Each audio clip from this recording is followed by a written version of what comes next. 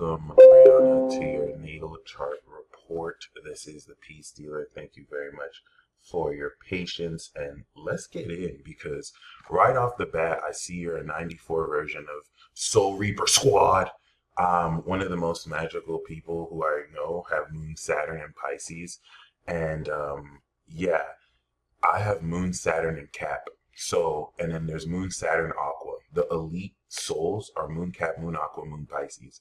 If you take each four quadrant, Aries to Gemini, Cancer to Virgo, Libra to Sag, the first three, which of course are exceptional in their own right. And I don't necessarily play the whole higher, lesser, like everyone, every single part of the equation is very important.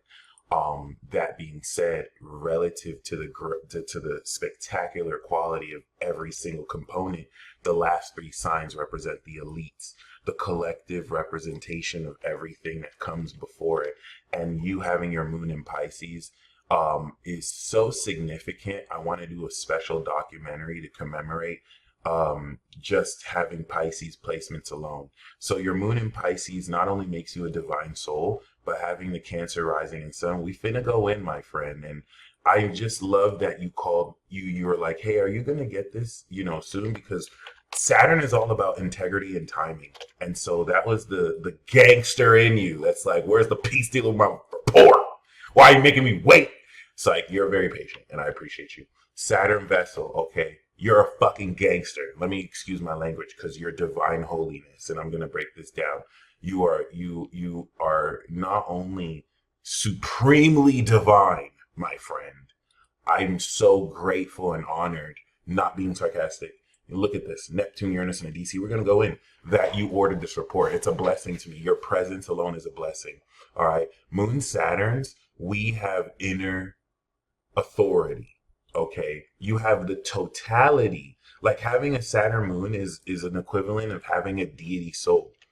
And the thing with deity souls is I'll, bring up with this wiki article is that, elements of our soul, right? You have supernatural abilities on a godlike level. Some users may be in a dormant state due to being suppressed by a higher being. This suppression is the emotional constipation that has been on our soul. But guess what? You are having your Saturn return, my friend. This is the event throughout the next few years that's going to not only return your vessel quality, like when I had my Saturn return, it all started to come together for me, but this is what's cooperating this awakening for you, where subsequently the North Node is going to go into your Pisces. I highly recommend getting a transit forecast because, my friend, your transits are on fire, okay? You just had Jupiter evolve your career. North Node is going through here right now. You're destined for success at this period. Congratulations. All right. And I love 94. It's a super saucy generation. Jupiter, Pluto, North Node. You're literally destined to cultivate all the sauce necessary. Grand water trying. So we have to go in, Breanna. This is, you're not, and I know you've understood you're on a higher level, but not in like an egotistical way. You know what it is, okay? I respect Aqua and Pisces moon because as a Cap moon with Saturn, the ruler, the great ruler here, I have one of the most powerful souls alive. And that's not a flex. So Aquarius and Pisces moon are the only moon signs that exist beyond what I represent in the physical. And that's why I hold y'all to the highest level and standard. Because from experience, I've not met a single Aqua and Pisces moon who is not elite, who doesn't got it like that. We can bring receipts. And I'm just so honored to see that. Not only do you have a Pisces moon, you have a Saturn Pisces moon. The author of the Alien Construct article gave me some game. We have internal authority. She let me know that because the totality of Saturn, you are a vessel of, and what I love about it is I'm 23 moon and 24 Saturn. You're 11 moon and 12 Saturn. The degree conjunction is huge. Everything that you believe in Pisces is right and real and true is right and real and true. It is an inner authority. You have the totality of every experience in your soul. You're a God soul.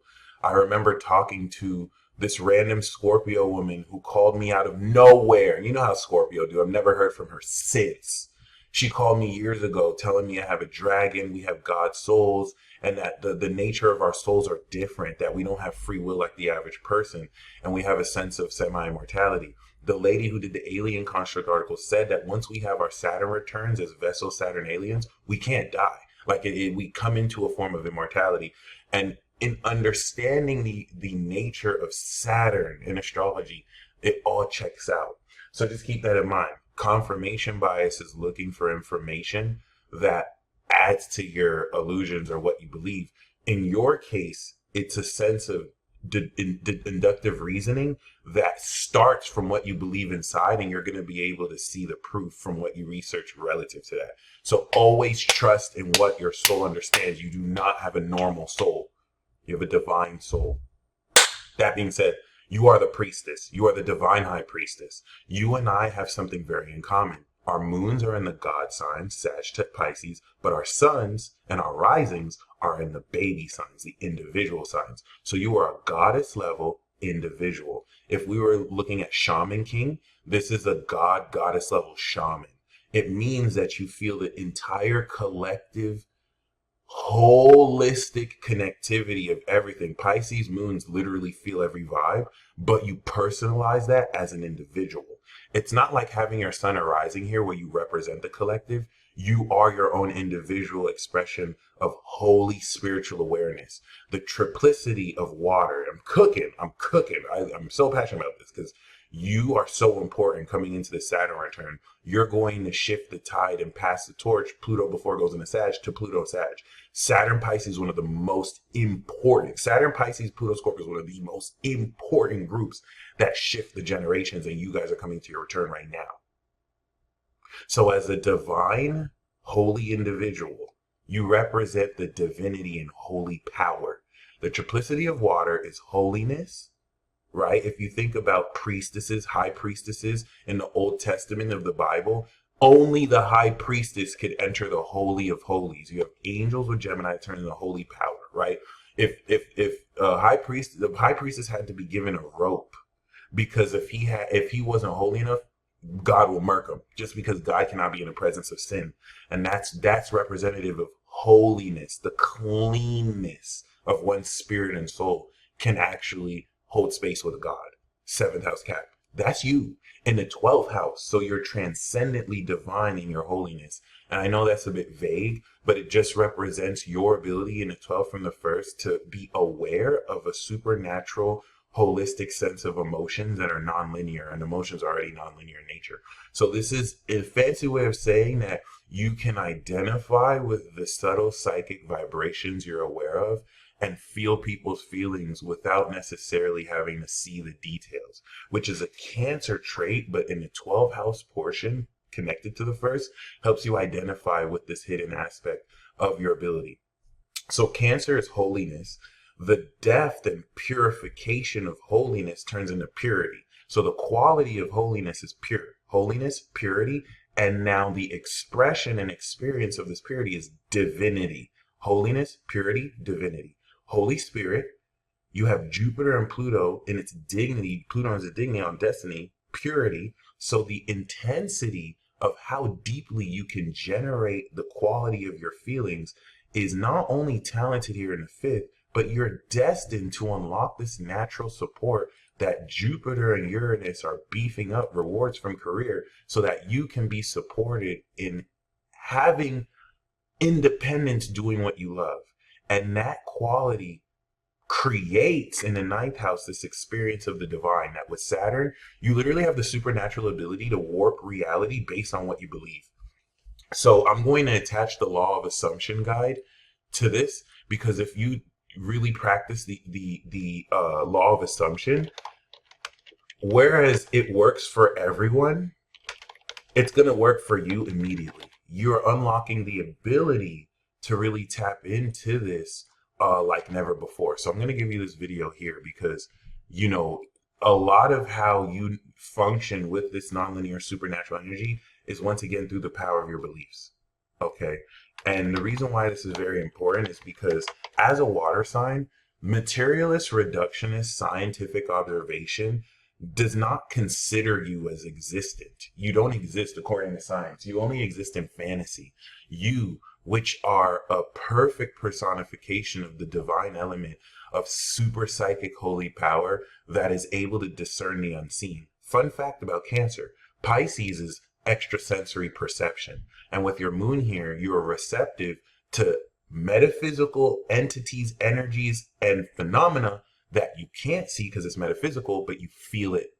And in Saturn, which is the lord of material reality and karma and order, brings it into reality. Mutual receptivity with Neptune and Capricorn, which can give you intuitive physical senses of said metaphysical emphasis of experience. And Uranus is the claircognizant flash insights that enable your body to move on its own. And this is where in the seventh house, you're able to feel what people are feeling real time. This is exclusive to Cancer risings born in the 90s. The next version of this are Leo risings born in the 2000s with Uranus and Neptune in Aquarius. They're alien freaks. They're so advanced. The difference is, whereas they already know, action has to be incurred for us, for you to feel it. So that means when someone scratches their nose, your Cancer sun is aware of what they're feeling, and then Uranus and Neptune is at the same time seeing on their body language what caused them to scratch their nose based on what they're feeling. Very subtle, super powerful. It is the reason why there's not a single person you will ever meet that you won't know how they feel. And people snitch to you, my friend. People's bodies just snitch to you. You can literally look at them and not listen to what they say and get the truth. And this is where now, with Pisces in the ninth house, through your soul, you're able to discern the unseen through the vehicle of your feelings that give you an intangible sense of the unseen. The Scorpio purity intensifies the quality of how much more divine you can facilitate these experiences. Think of the Scorpio equation as the fuel, all right? Cancer is the fuel, but this is the quality of the fuel that makes it supreme.